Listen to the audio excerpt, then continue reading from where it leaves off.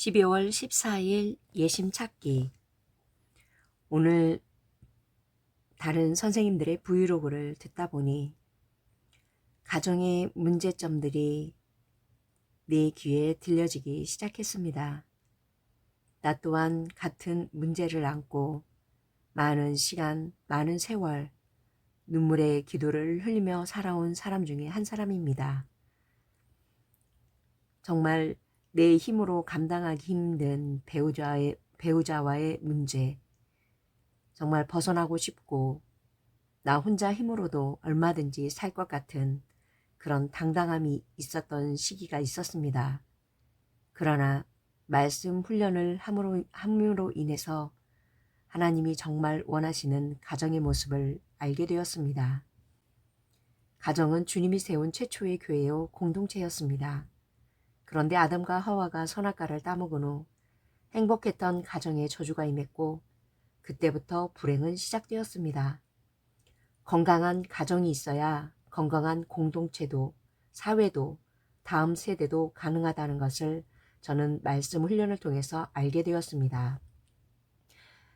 말씀 훈련에선 가정의 회복을 위해 많은 사항들을 반복적으로 훈련하고 있습니다.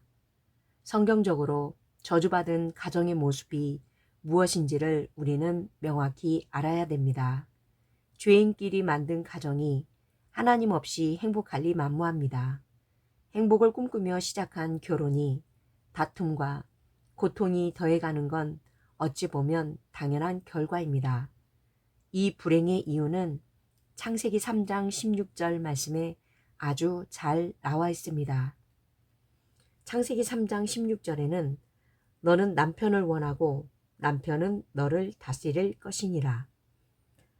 아담과 하와가 선악과를 따먹은 후 가정에 임한 저주는 첫째 육체적인 저주와 둘째는 영적인 저주가 있습니다.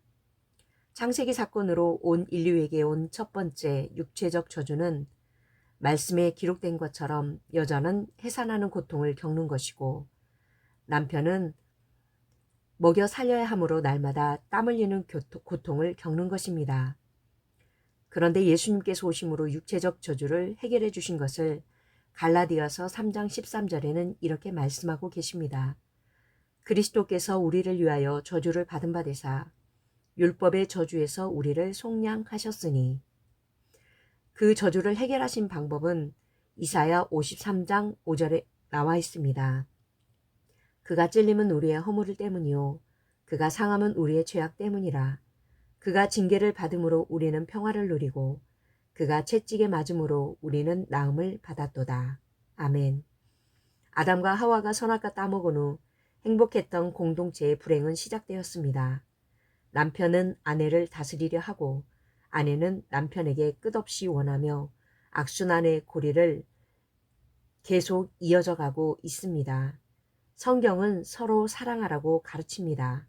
존중하고 순종해야만 사랑의 성숙도를 달려갈 수가 있습니다.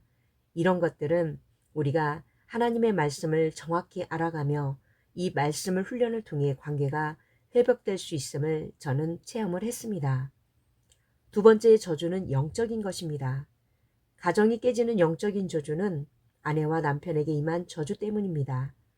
그중 아내에게 임한 저주는 결혼한 아내는 남편이 자기에게 무언가를 해주기를 끊임없이 원하며 살아간다는 것입니다.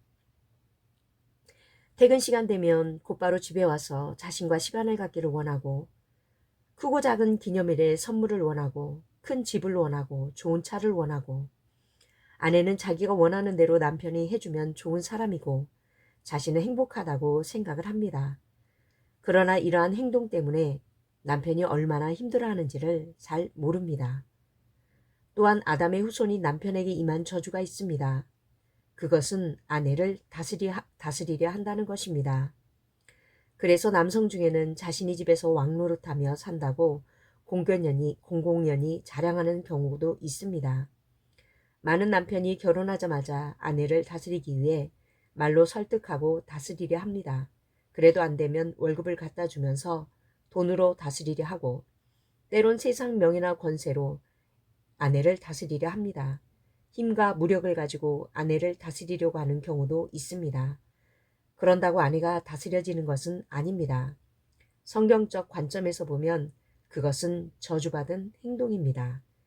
남편이 아내를 강압적으로 다스리려 하면 할수록 아내는 고통스러워합니다. 그래서 각종 질병에 시달리게 됩니다. 힘없는 아내는 살기 위해 자녀를 자기 편으로 만들어 공동작전을 펼치게 됩니다. 그리고 남편을 따돌리고 남편을 공공의 적으로 만들어버립니다. 그래서 남편은 군주처럼 큰소리 치지만 가정에서 외롭고 쓸쓸하게 지내는 것입니다. 아버지가 가정에서 존경받지 못하는 것을 성경적으론 바알 신앙이라고 할 수 있습니다. 바알은 아세라와 엘신의 아들이었습니다. 그런데 어머니인 아세라가 아들인 바알과 연합하여 남편이었던 엘신을 왕따시키고 결국은 쫓아버립니다. 그래서 바알의 신상은 어머니 아세라가 아들 바알을 안고 있는 모습입니다. 그러나 성경적 신앙은 바알 신앙과 다릅니다. 기독교 가정을 만들기 원한다면 남편은 아내를 다스리는 것이 아니라 죽도록 사랑해야 합니다. 아내는 남편에게 잔소리나 바가지를 긁는 것이 아니라 복종하고 존경해야 합니다. 많은 사람이 그런 가정이 어떻게 가능합니까? 반문하지만 성경은 무너진 가정을 회복시킬 방법을 분명하게 제시합니다. 에베소서 5장 25절에 남편들아 아내 사랑하기를 그리스도께서 교회를 사랑하시고 그 교회를 위하여 자신을 주심같이 하라. 아멘. 성경은 아내에 대하여 창세기 2장 23절에 이렇게 기록되어 있습니다. 내 뼈 중에 뼈요 살 중에 살이라. 이렇게 정의하고 있습니다. 뼈 중에 뼈는 골수를 의미하는데 만약 골수에 병이 들면 백혈병에 걸리고 말 것입니다. 살 중에 살은 근육을 의미하는데 근육이 무너지면 뇌결핵병에 걸릴 것입니다. 그래서 남편은 아내를 다스리면서 괴롭혀서는 안 됩니다. 왜냐하면 아내는 자신의 몸 자체이기 때문입니다. 그러므로 남편이 아내를 다스리고자 하는 저주를 끊기 위해서는 십자가의 정욕과 탐심을 못 박아야 합니다. 갈라디아서 5장 24절에는 그리스도 예수의 사람들은 육체와 함께 그 정욕과 탐심을 십자가에 못 박았느니라. 아멘. 바알의 가정이 아닌 기독교 가정을 만들기 원한다면 남편은 아내를 다스리려는 저주를 끊고 아내를 사랑하되 죽기까지 사랑해야 합니다. 아내도 잔소리의 저주를 끊고 남편을 존중히 여기며 순종해야 합니다. 이 두 가지 저주를 끊어야 기독교 명문 가정이 세워질 수 있습니다. 가정을 회복시키기 위해서는 남편이 먼저 십자가에서 죽는 훈련을 철저히 하게 해야 합니다. 이단은 가정을 파괴하지만 건강한 교회가 지향하는 목적지는 행복한 가정입니다. 가정의 회복인 것입니다. 가정을 작은 천국으로 변화시킬 수 있는 말씀 훈련. 창세기에는 이런 훈련 내용이 잘 나와 있습니다. 저는 이 창세기 말씀 훈련을 하면서 깨지기 일보 직전이었던 우리 가정을 지금까지 이 순간까지 하나님의 은혜로 계속 치유해 가고 있습니다. 바라크